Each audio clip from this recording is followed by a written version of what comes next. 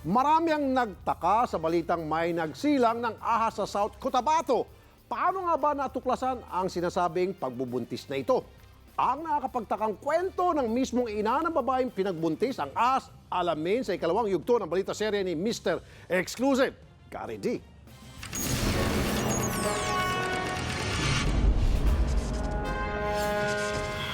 Bagamat marami ang hindi naniniwala, merong mga tao pa rin para sa kanila.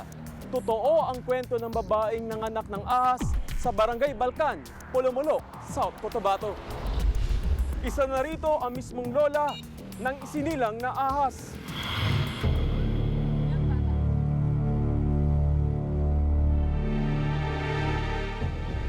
Simple lang ang pamumuhay ni Annalisa.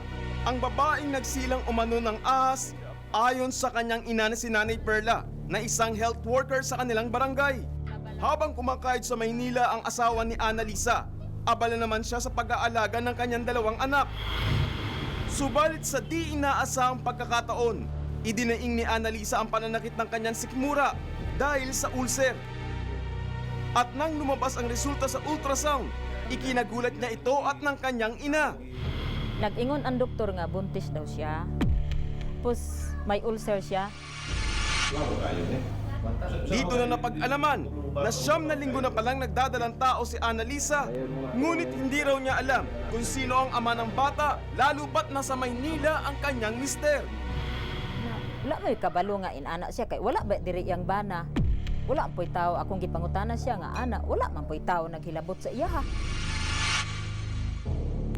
Dala ng takot at kahihiyan, ikinonsulta ito ng mag-ina sa albularyo upang mabigyan linaw ang biglaang pagbubuntis ni Annalisa. Bali pila na ka albularyo ang among naadtuan. Gipangita ginako ang insakto ug asa gid ang maayo sa iya ha. Iba, dili bata. At nang sumakit uli ang tiyan ni Annalisa, hindi na nag-atubili ang kanyang ina na isugod siya sa albularyo.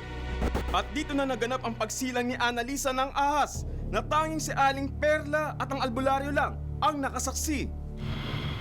Wala. Tung paggawas na sa kuan, katong gipagawas sa albularyo kay naaman siya yung mga tambal. Kababalaghan o katotohanan, yan ang bumabalot ng katanungan sa kwentong ito.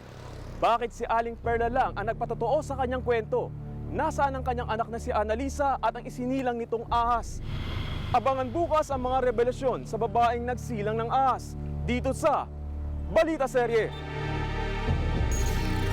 Be sure to come back. Use 5 everywhere. Copyright 2016.